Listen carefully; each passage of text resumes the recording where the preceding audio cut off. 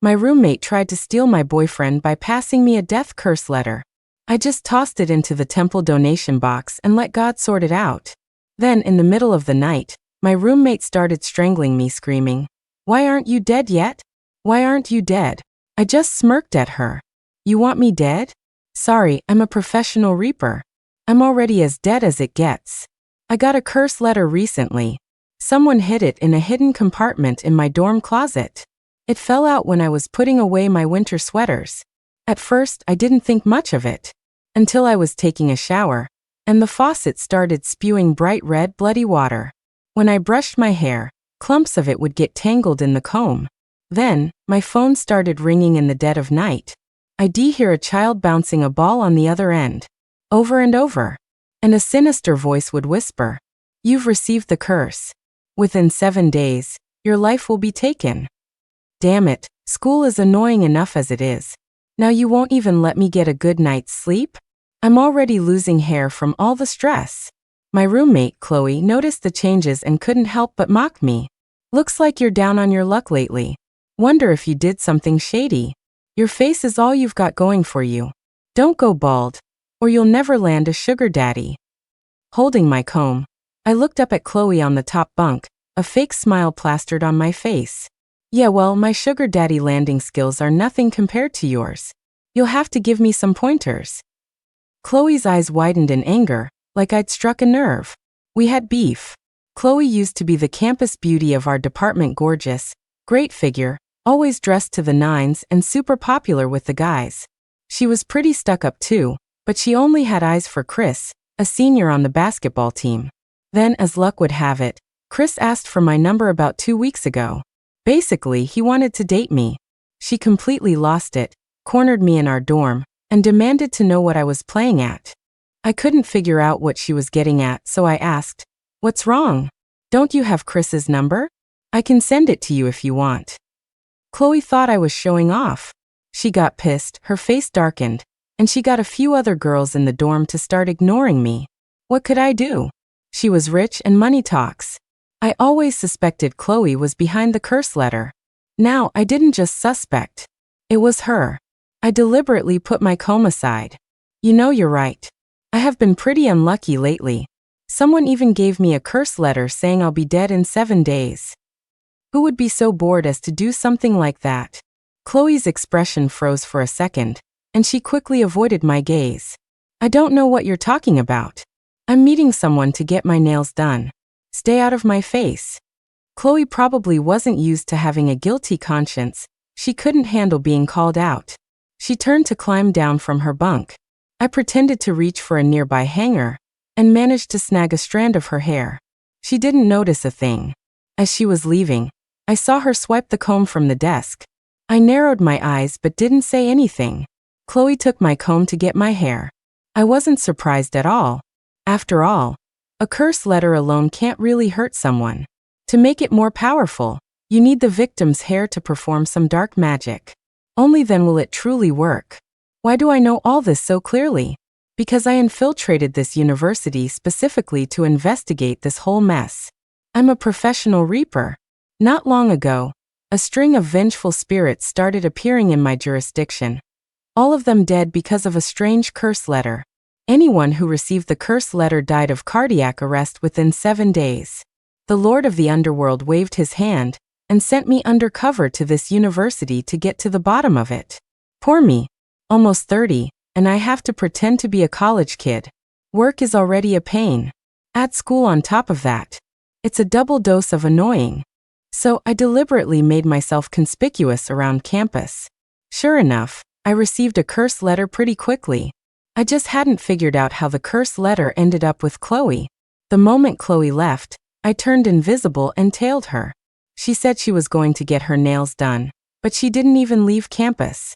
She went to the woods behind the dorm building. She waited for a while. Then, a skinny guy with a face full of acne and black-rimmed glasses showed up. The guy looked really nervous, fidgeting with the hem of his shirt and avoiding Chloe's eyes. Chloe seemed impatient. She handed the guy a wadded-up napkin and asked, "I got her hair. When will the curse take effect?" The guy blushed and pushed up his glasses. "Just burn her hair as an offering to the vengeful spirit, and she'll be haunted and have terrible luck. Only then did Chloe nod, satisfied, and smile smugly. You better not be lying to me. But I want to up the ante. I don't just want her to have bad luck. I want her disfigured and her reputation ruined. The guy looked at Chloe shocked. This curse letter is okay for messing with people, usually just makes them lose some hair, lose some money, feel out of it. But if you use it to seriously harm someone, there'll be a backlash. Seeing this, Chloe pouted, grabbed the guy's sleeve, and swayed it playfully. Didn't you say you liked me?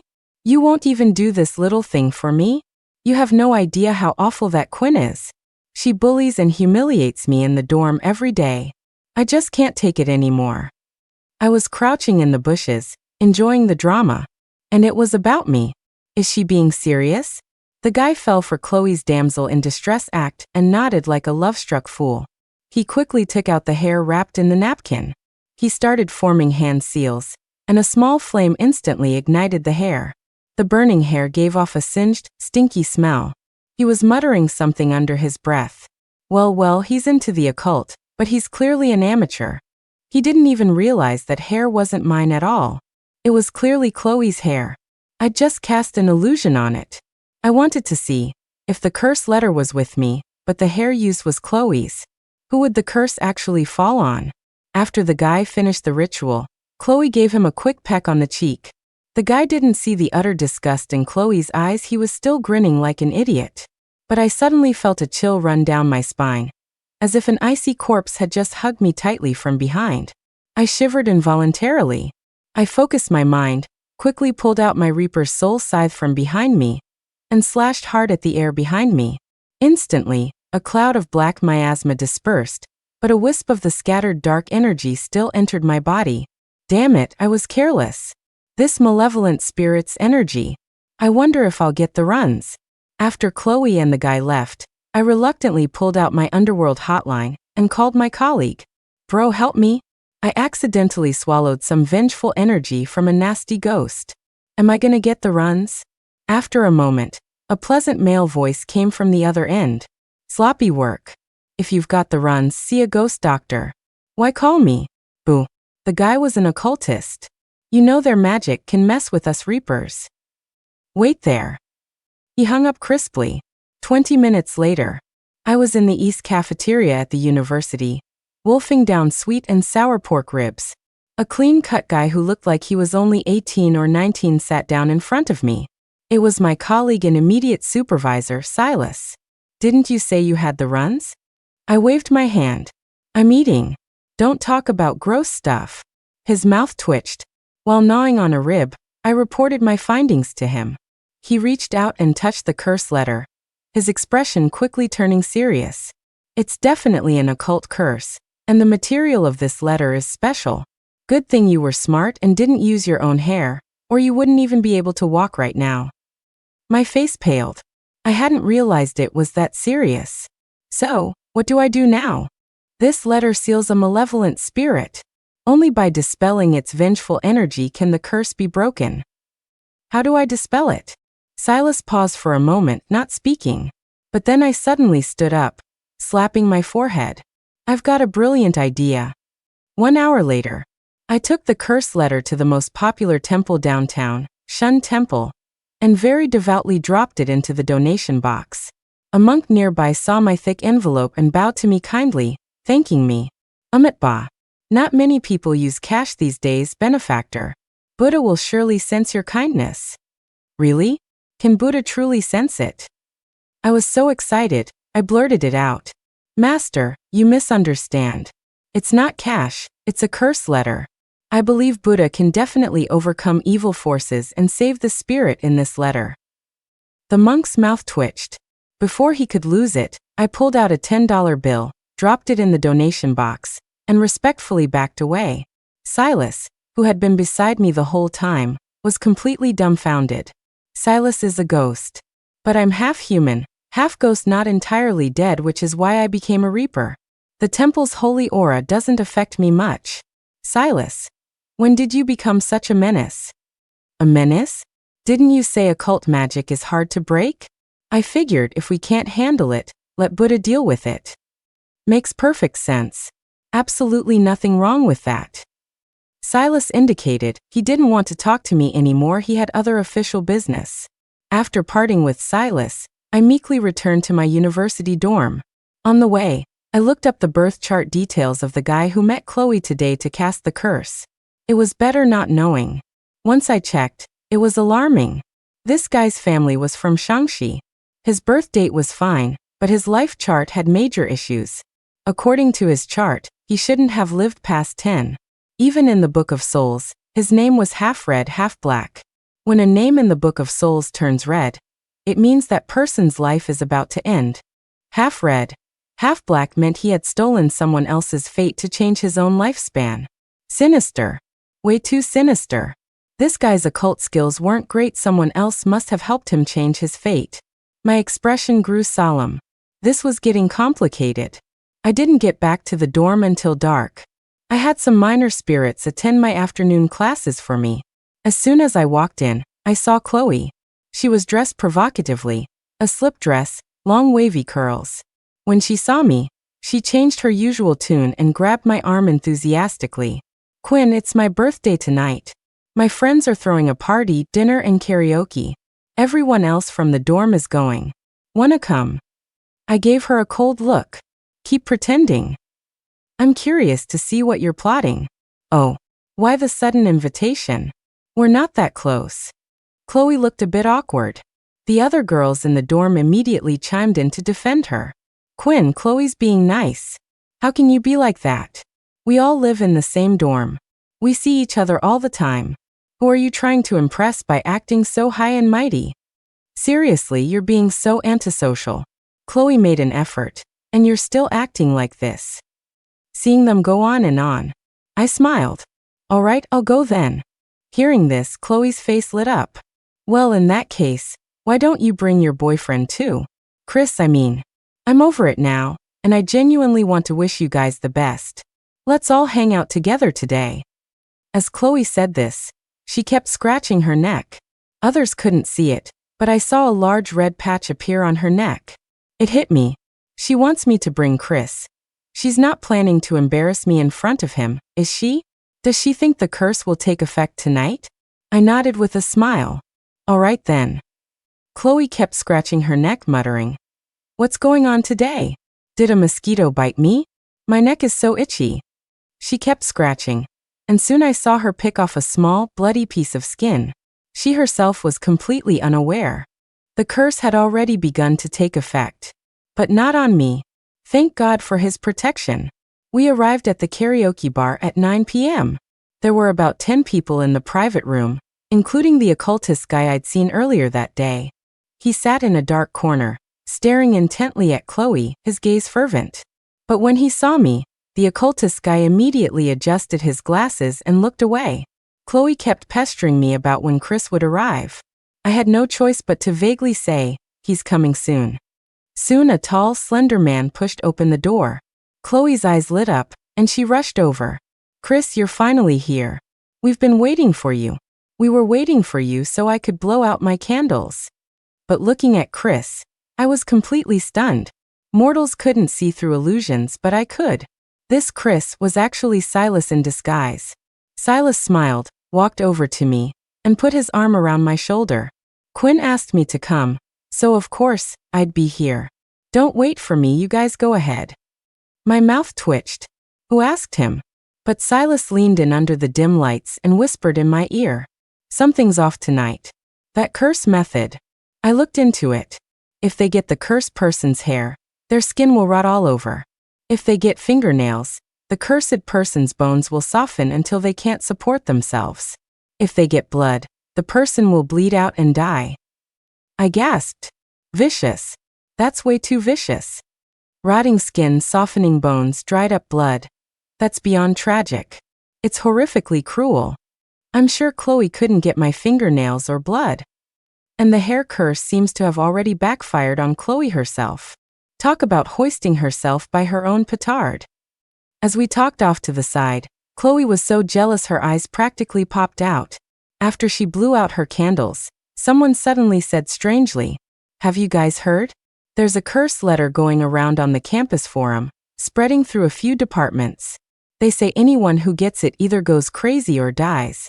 The worst one apparently scratched their own skin off, got completely disfigured, and probably won't ever get married. Another girl from our dorm immediately chimed in.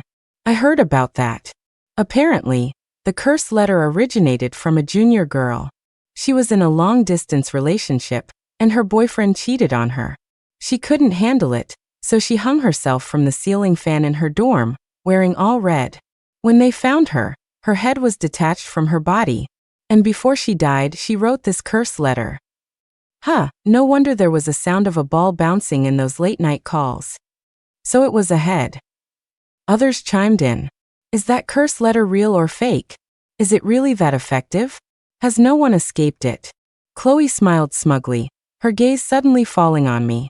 Well, if you ask me, normal people don't receive curse letters unless they've done something shady and made someone hate them, right? I feigned panic and asked, Are you serious? Is the curse letter really that powerful? Is there no way to break it? Chloe looked at me with feigned surprise. Why are you so worked up? You didn't get a curse letter, did you? That's not good. You could lose your life. Luckily, you came with me today. I have a friend, Walter, whose family studies the occult. Maybe he can take a look for you. With that, Chloe pulled out the guy named Walter. It was the same guy who performed the ritual that afternoon. The one meant for me. I immediately feigned terror. To be honest, I did receive a curse letter. Can he really help me? I've been having nightmares lately, and a nasty ghost keeps calling and harassing me at night. Master, can you please help me? Walter nodded. Write down your birth date and time. I'll see if I can draw a talisman to help you break it. Okay. I immediately found a pen and paper, ready to write down my birth details. But Silas, who was beside me, suddenly stopped me. I secretly squeezed his fingers and gave him a look, telling him to keep an eye on Chloe later. They wanted my birth details, now they must be planning to do more magic to harm me. I wrote down fake birth details, belonging to a girl who had died 2 or 3 years ago, but otherwise had a similar profile to mine. I didn't know if Walter had any real skills. He took the paper and started doing calculations, looking very professional. After a while, he suddenly said to me strangely, Your chart shows that you're about to die very soon. I immediately pretended to be terrified and threw myself into Silas's arms. No way. I'm perfectly fine right now. How could I die? Are you sure your calculations are correct? Sure enough, seeing me in Silas's arms, Chloe's face turned green with envy. She frantically signaled to Walter beside her. Walter immediately put on a profound air and said, The curse letter you received probably has a lost soul in it, and it will haunt everyone who gets one. Do you feel cold all over, and does your body feel strangely hot and itchy? An itch that you just can't stop scratching until your skin is raw. Honestly, apart from getting the runs a bit from swallowing that wisp of dark energy, none of that had happened to me. But I had to commit to the act. Yes, that's exactly it. As I said this, Chloe was still scratching. Hearing my words, she was overjoyed, thinking her curse had worked. Walter continued. Now I'll help you summon the spirit and exorcise it. I need a drop of your blood. Everyone else, close your eyes and don't speak, or the summoned spirit might attack you. I immediately nodded cooperatively. The blood, of course, wouldn't be mine. There are many ways to get blood. Like that piece of skin Chloe had scratched off earlier. I pretended to pick at myself, and after a moment, I produced a piece of skin and handed it to Walter. He began the ritual. The lights in the room had been turned off at some point. The music also stopped abruptly. It was pitch black all around. After about 5 minutes of silence, the sound of leather shoes tapping echoed in the room. No one around dared to speak. Only the sound of everyone's heavy breathing could be heard.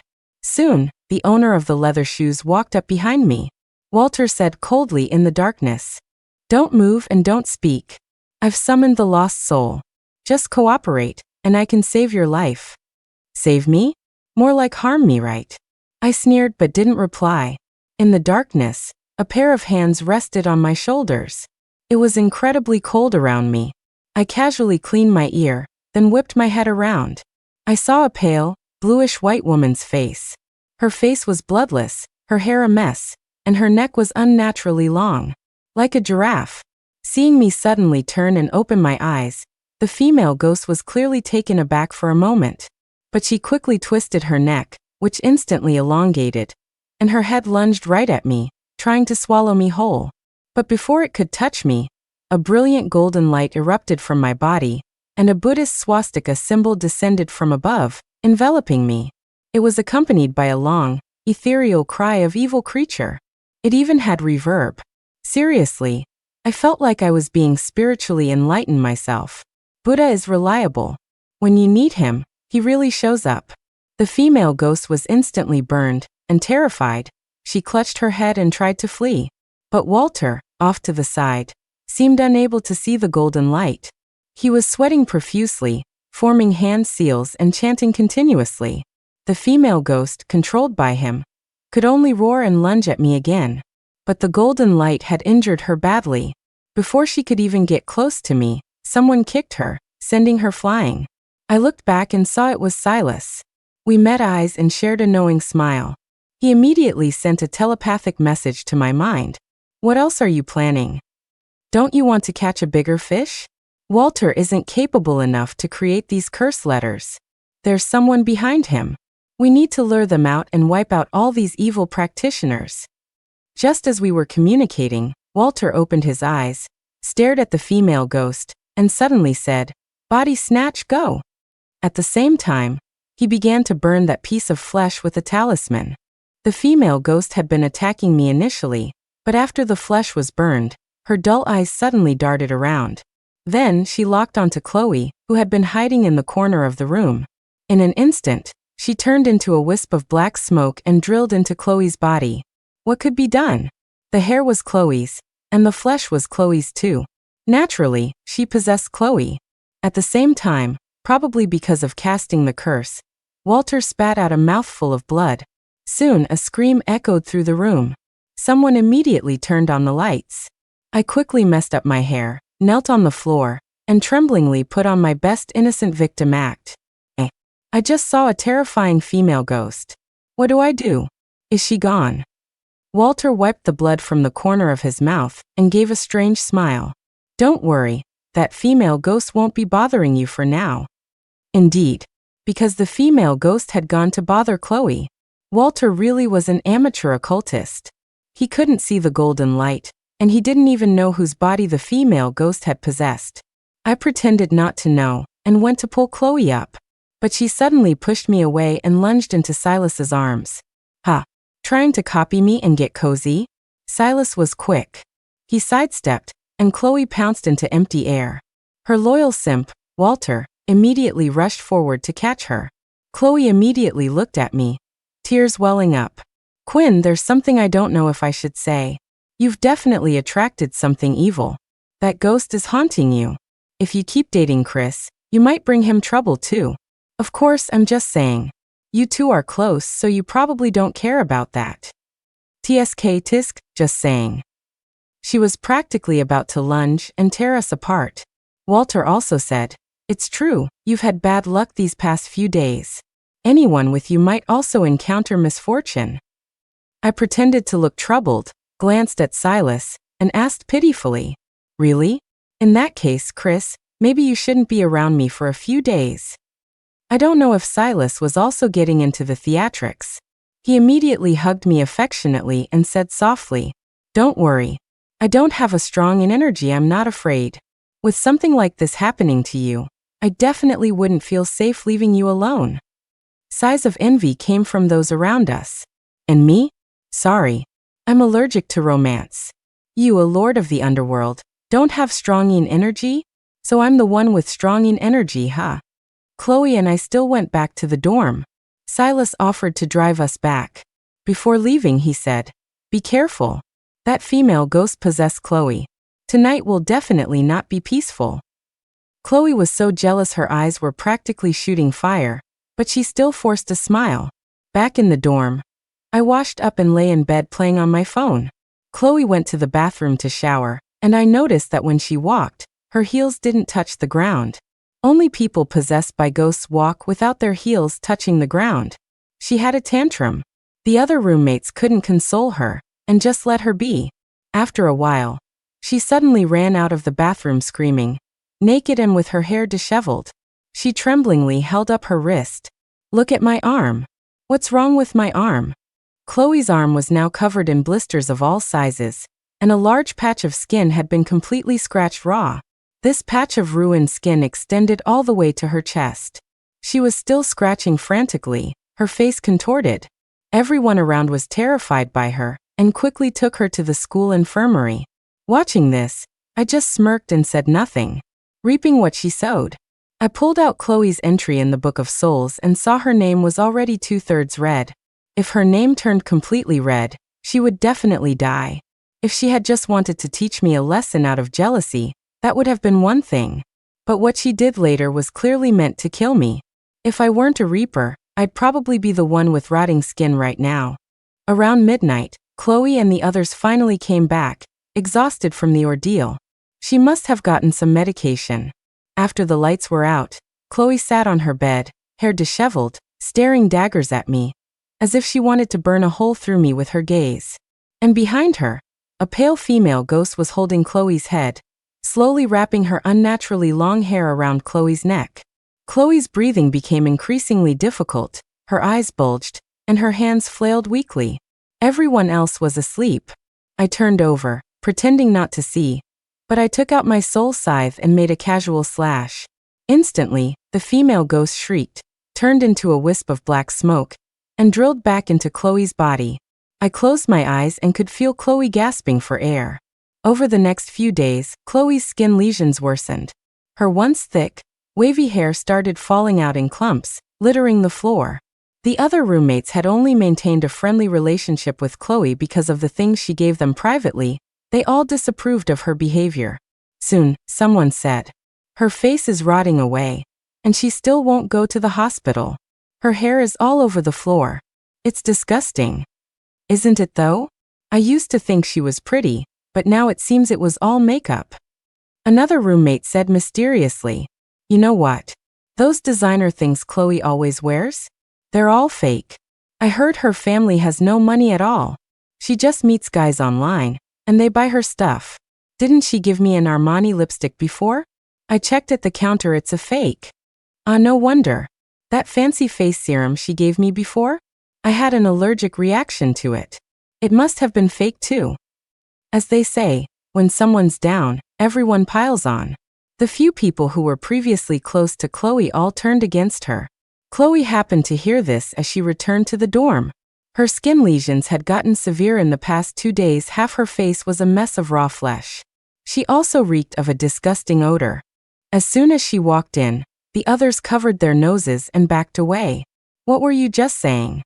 That I buy fakes? You little bitches. You took so many cosmetics and clothes from me.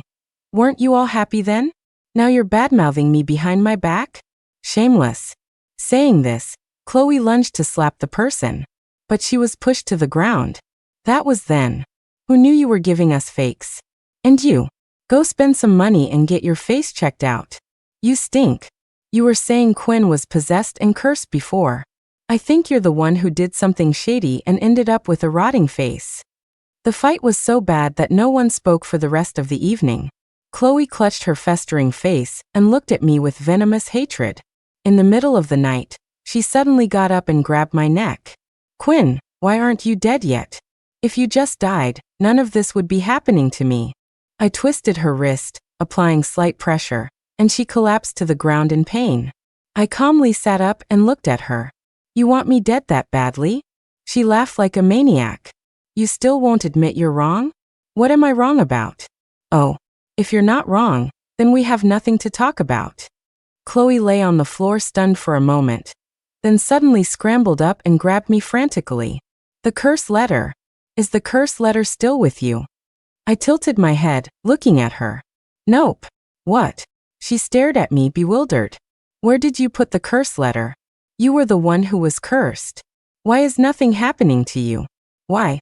I stopped her hysterics and sighed. "Because, well, I'm a rather devout person. After I got that thing, it creeped me out, so I put it in the temple donation box. Let Buddha deal with it." Chloe's face turned deathly pale. She couldn't harm me, and instead, she'd harmed herself. In the middle of the night, Chloe bolted out the door, and I immediately threw on some clothes and followed her. Chloe went to find that occultist guy, Walter. They arranged to meet at the school gate. Walter saw the sores on Chloe's face. He paused, then took 2 steps back, a look of disgust in his eyes. What happened to you? Your face. Chloe frantically grabbed Walter. Help me. You have to help me. I think I've been possessed or something these past few days. My face and my body. My skin suddenly started rotting, and my bones feel like they're being gnawed by ants. You have to save me. Hearing this, Walter's expression turned serious. Could it be a backlash? What backlash? Is it because of that curse letter? I knew it. Your crappy magic doesn't work at all. And now it's ruined me. Walter, if you can't fix my face, I'll expose everything you've done and get you expelled from school. Harassed by Chloe like this, Walter also got anxious and quickly tried to calm her down. Don't worry, I'll definitely find a way to help you. What about your roommate, Quinn? Logically, she should be haunted by a vicious ghost and suffering terribly by now. Chloe immediately screamed. You still say that? Nothing's wrong with her. She's eating and sleeping fine. You said she'd be in living hell. Now not only did I not get Chris back, but I've ended up like this. After hearing this, Walter kept muttering, how could this be? Don't panic. That curse letter has our occult enchantments on it. I'll try to track it now and see what's going on. I, now wearing my Reaper's cloak, stood about 2 meters away from them, watching Walter begin his ritual with bored indifference. As long as I wear the Reaper's cloak, living humans can't see me. And I happened to see a Reaper colleague come to the school to collect a soul, so I even gave a wave. Walter began his ritual, but he quickly broke out in a sweat, his face turning ashen. Just as he was about to burn another talisman, a ray of golden Buddhist light suddenly appeared and shot directly into Walter's body. After a moment, he spat out a mouthful of black blood and stumbled backward. How is this possible? What did that woman do to the curse letter? Walter asked through gritted teeth. Chloe paused for a moment. She put the curse letter in the temple's donation box. Walter spat out another mouthful of black blood. How dare she? Why wouldn't I dare? Fighting fire with fire, what's wrong with that? I yawned. They're this desperate, the person behind them should be coming out soon, right? Otherwise, should I add some more fuel to the fire? Thinking this, I took out my Underworld pass token. This token can intimidate spirits. Even unexorcised, vengeful ghosts become agitated upon contact with this token. Sure enough, after I took out the token, the female ghost possessing Chloe suddenly went berserk. A pair of white fingers climbed onto Chloe's shoulders from behind. A disheveled ghostly head leaned crookedly on Chloe's shoulder, staring at me sinisterly. But soon, I waved my soul scythe. Seeing this, the female ghost immediately stopped glaring at me and instead bit Chloe's neck. Walter didn't have the ability to see ghosts, but the female ghost suddenly revealed herself. He was startled at first, then quickly pulled out a talisman, intending to confront the ghost. But the female ghost had been tormented by me for days, and was full of pent-up vengeful energy with nowhere to release it. She transformed her hands into ghostly claws and lunged straight at Walter's face. The female ghost in the red dress, her black hair turning into countless tentacles, directly entangled Walter's body. Walter was a total amateur. He hadn't even exchanged 2 blows with the ghost before he was scared out of his wits, grabbed Chloe's arm, and pushed her towards the ghost. Then he burned a talisman and fled. I didn't chase him because Chloe was screaming blood-curdlingly beside me. The female ghost broke her arm, pounced on her, laughed weirdly, and greedily sucked Chloe's brain matter with her fangs. I finally couldn't watch anymore. I raised my soul scythe, chanted an incantation, and a large silver net instantly enveloped the female ghost's face. The female ghost was caught in the silver net, her whole body burned. I easily hooked the female ghost out with my soul scythe. Chloe stared at me wide-eyed, her eyes rolled back, and she managed to say only a few words. You. What are you? The Grim Reaper? I stroked my chin, squatted beside her and smiled. I prefer to be called a Reaper or a Soul Guide. It sounds more distinguished. Chloe couldn't speak anymore, coughing up large amounts of black blood. and the blood she coughed up was crawling with disgusting worms. Chloe was taken to the hospital and stayed there for several days. But no matter how many tests the hospital ran, they couldn't find the cause of her illness.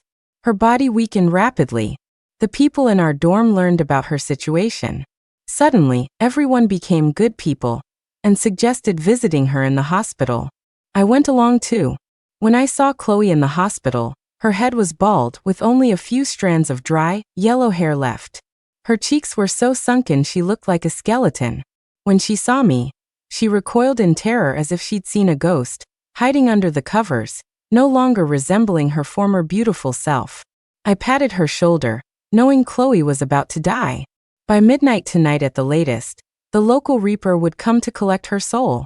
Because in the Book of Souls, her name was entirely red, circled by the Lord of the Underworld.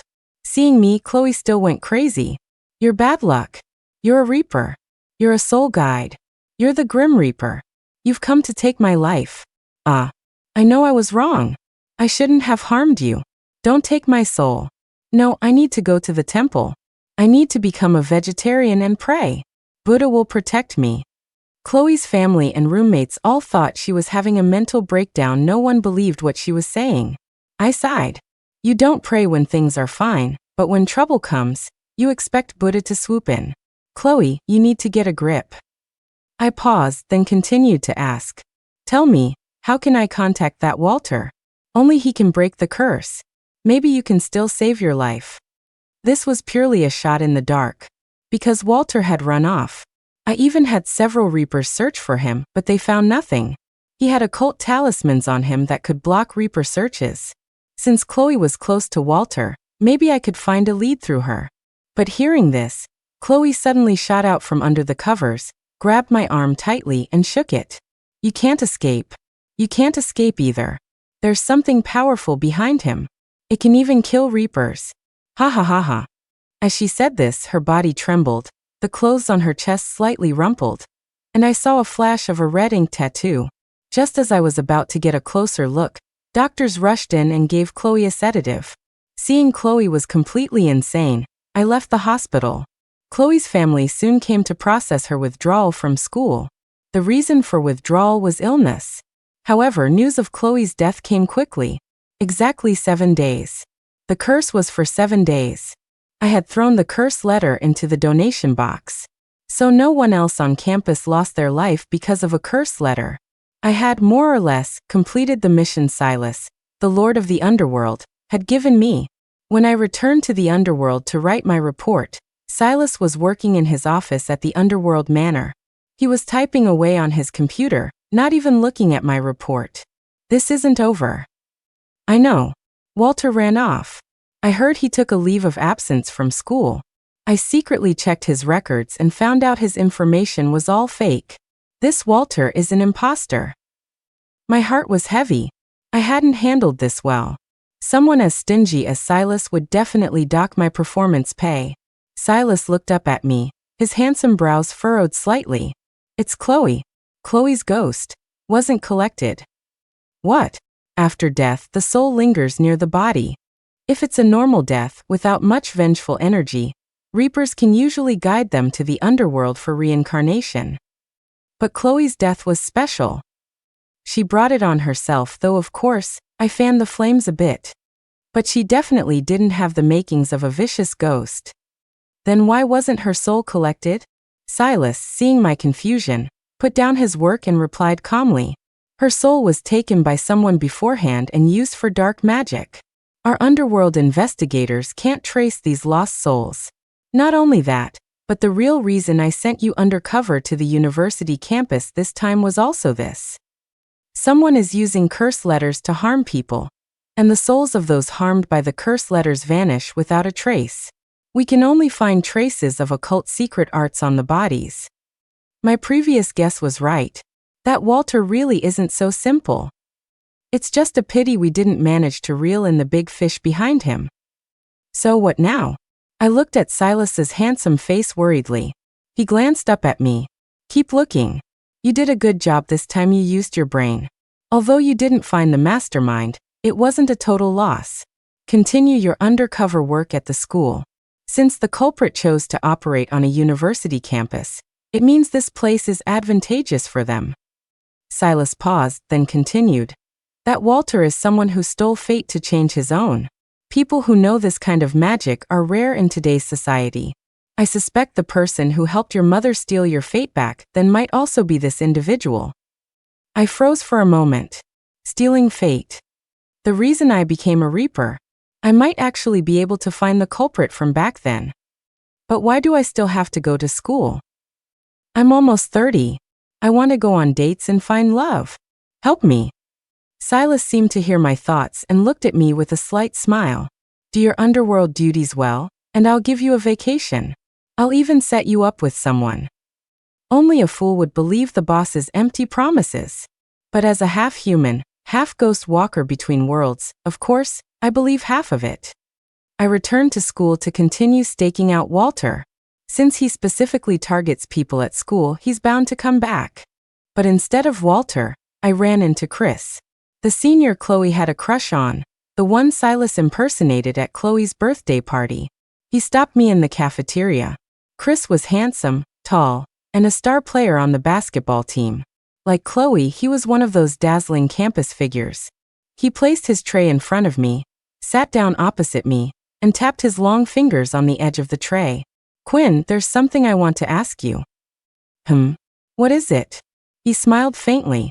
There are rumors going around that we're dating, but I don't seem to recall it myself. I just wanted to confirm with you. I thought, oh crap. Other students must have seen me with Silas before. It's all fake. Rumors. Don't take it seriously. Chris looked at me steadily, then took my hand. But I want to take it seriously, Quinn. Will you be my girlfriend? I know about everything that happened in your dorm. I didn't expect you to be targeted by Chloe because of me. Even though she's dead now, I know you still suffered, and I hope I can make it up to you somehow. What the hell? I just wished to the Lord of the Underworld for a boyfriend. And he's already assigned one? I couldn't quite believe this surprise had landed in my lap. I excitedly squeezed Chris's hand back. But in that instant of contact, I saw a peculiar tattoo on the back of his hand. It looked like a rune, tattooed right there on his hand. I was surprised for a moment, then pretended to be all innocent and sweet. Chris, what's that tattoo on your hand? It looks so cool. Chris faltered slightly, then quickly pulled his hand back. I got it at a tattoo shop near the school gate. It's a kind of occult magic tattoo. I heard it can bring good luck. If you're with me, we can get matching ones. Okay, let's be together. Take me to get a tattoo right now. I nodded like a woodpecker. Chris's expression was joyful. At 6 p.m., Chris and I arrived at the tattoo shop he mentioned. The tattoo shop was located near a print shop, in a very inconspicuous spot. Many couples choose to get tattoos, so the shop's business was decent. The reason I came along was because when I was at the hospital earlier, I noticed Chloe also had a similar tattoo on her chest. Although I only saw part of it, I was sure it was identical to the tattoo on Chris's hand. Could this be a coincidence? Chris walked in as if he knew the place well. The tattoo shop was small. Inside, a young tattoo artist was smoking, looking bored. When he saw us arrive, he tossed out a booklet without even looking up. Want a tattoo? Small ones $388. Big designs $888. Cover-ups $500. Chris coughed twice. Boss, it's me. This is my girlfriend. She wants to get the same tattoo as me, the kind that brings good luck. Hearing this, the owner finally lifted his eyelids, glanced at me, and gave a strange smile. Another one. Looks like you're quite the charmer. I tilted my head at Chris and continued my innocent act. Chris, what does he mean by that? Have you brought other girls here for tattoos? Sniffle. I thought I was the only one. Chris explained with a flustered look. No, don't listen to his nonsense. It was a few underclassmen who came before. You as my girlfriend are the first. Oh, I'm so honored. I lay down on the chair as instructed. The owner and Chris were whispering something to each other off to the side. A strange sandalwood scent burned in the shop. Soon, I drifted off into a daze. In a half-awake, half-dreaming state, I saw two dark figures standing beside me. You're still the skilled one, able to trick her out here directly. Cut the crap. You already messed up that sacrifice, Chloe. Now get her skin off for me. I need to make a new curse letter from human skin. That voice was Chris's. The other voice sounded a bit familiar. I squinted and looked closely. I realized it was the previously vanished Walter. He hesitated. But her identity isn't simple. She's a Reaper. If we mess with one of the Lord of the Underworld's people, I'm afraid we'll attract trouble. Chris sneered, his handsome face now looking somewhat sinister. He reached out and caressed my cheek, his touch as gentle as if stroking his beloved woman. I haven't used Reaper skin before. A half-ean, half-young body. It'll be doubly effective for refining. We've already collected 7 souls. We just need 2 more to make 9. With 9 souls, we achieve ultimate power. Then, even if the Lord of the Underworld himself came before me, he'd have to kiss my feet. But what? Don't forget, if I hadn't helped you steal fate and change your destiny, you would have died 10 years ago. Walter's hesitant expression firmed up. He looked at Chris respectfully. Yes, Master. I will definitely handle this. And it serves her right. If she hadn't meddled and thrown our last human skin curse letter into the donation box, we wouldn't need to take her skin. Lying on the table, I thought. So that's what Silas meant when he said the letter's material was special. This is how it was special. It was actually made from human skin. And this trip wasn't wasted. It turns out the person behind Walter is Chris. Are these two running some kind of supply chain? One plays the heartthrob to lure naive girls, and the other acts as the naive girl's simp, actively scheming. And their goal is always to get the girls' souls. Damn, I was careless. Didn't see that coming. A sharp scalpel approached my neck. The skin below a woman's collarbone is the softest, Quinn, don't you think? Chris held my head with one hand, his expression still gentle as water. I suddenly opened my eyes and looked at him. I think your collarbone looks pretty tender too. Perfect for hot pot. A flash of anger appeared on his face. Still talking tough when you're about to die? I retorted impatiently. Am I talking tough, or are you guys just slow? If you're going to knock me out, just do it. Did you have to discuss your grand revenge plan right next to my ear, afraid I wouldn't hear it? And if you're going to chat, did you really have to wait for me to wake up? Are you guys brain dead? Or am I? It's a rule in stories. Villains die because they talk too much. I think you two are about to get your final paycheck. Chris was so angry his whole face twisted. He raised the scalpel to stab my neck. But Walter stopped him. Master, calm down. I'll sew her mouth shut later to appease your anger. Walter looked at me coldly, then began to draw strange patterns on my face and arms with red ink. The moment the red ink touched my skin, it felt like boiling water splashing on me, quickly burning me. I gritted my teeth and endured the pain. Meanwhile, Chris began a ritual, and soul-summoning banners were hung around. Soon, wisps of black souls emerged from the banners.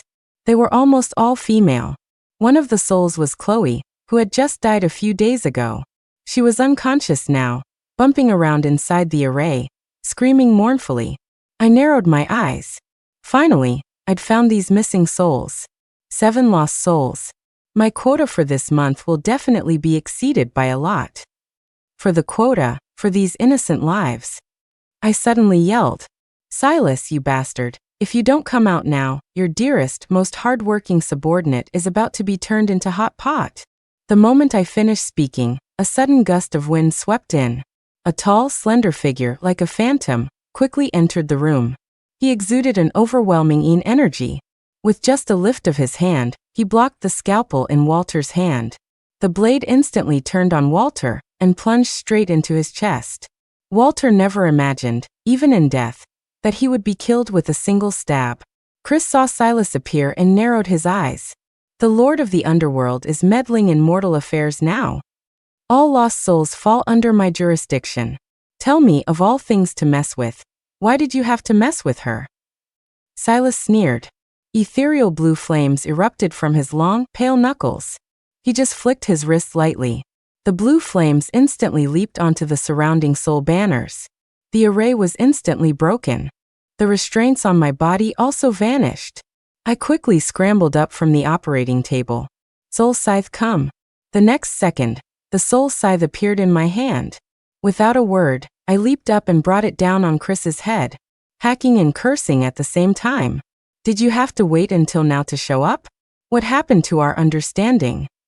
What if they'd stripped me to draw runes? My virtue would have been ruined. Silas's mouth twitched, his cold eyes narrowing slightly. I wouldn't let that happen. Bullshit. You saw it all, didn't you? There's an LED screen in the Underworld that can display events in the mortal realm at any time, especially tracking any Reaper. Basically a body cam. Silas developed it as a human-shaped surveillance system after my last mission. So, from the moment I walked into this tattoo shop, I knew Silas could see. He sent me back to school, saying it was undercover work. Clearly, he was using me as bait to lure these two out. Seeing he had failed, Chris immediately gave up on collecting the other souls. He pulled out 2 yellow talismans, chanted an incantation, and then tried to flee. But with Silas there, how could he escape? Silas merely moved his lips slightly. The female souls that had been floating in midair, as if summoned, all swarmed towards Chris. The souls blocked his path, their ghostly claws tearing at Chris's body. He was instantly terrified and tried desperately to escape, but those souls had suffered greatly before death and wanted to devour his flesh and blood. More and more souls burrowed into Chris's chest. His once handsome face gradually aged. In just a few minutes, he became a terrifying old man with wrinkled skin, collapsing to his knees. Chris was ultimately no match for the Lord of the Underworld. The power difference was clear. Seeing he had no fight left in him, I shouldered my soul scythe and squatted in front of him. 27 years ago, did you help a woman steal fate by absorbing the life force from the fetus in her womb, changing her destiny, causing that child to be born as a half-fiend entity, living among ghosts? Chris looked at me, trembling, a strange laugh escaping his aged face. He seemed to recognize me. Oh, so you're that fetus. Born of Een. You should thank me. Otherwise, you wouldn't have become a Reaper. I backhanded him across the face. A layer of his old skin peeled off from the slap, and he let out a painful whimper. Thank you? I'll thank your whole damn family. I stood up coldly. Silas looked at me and sighed. The past is past. It is past. It just revealed another cruel truth to me. I always thought I was born with a Een constitution, bringing misfortune to my family. Only later did I discover that the source of it all was my own birth mother. Chris and Walter's curse letter operation was completely dismantled. All the lost souls were collected and taken to the Underworld. This time, I could finally submit a satisfactory weekly report. On my last day leaving the university campus, Silas somehow got a luxury car to pick me up at the school gate. Seeing me come out, he leaned against the car door. Let's go. I'll take you on that setup. My eyes lit up. For real? You're really setting me up with someone. Guaranteed genuine. I looked at him suspiciously. Where's the date? He pointed to himself. As a reward for successfully completing this mission, I can play the role of your date for a day. I rolled my eyes and got into the car. But just as we were leaving the school, I noticed the entire campus was shrouded in a gloomy, dark energy. An ominous feeling enveloped me, and the car stereo started playing a breaking news report. A strange mud statue was excavated from a suburban river. The streamer who discovered the statue was found dead in his home the next day, covered in mud. I looked at Silas's cool profile. Boss, I think you promised me a vacation before. He turned to look at me and smiled gently. Yes, but new business has come up. Finish this one, and I'll give you a long vacation. I knew it. You can't trust the boss. Especially Silas. The end.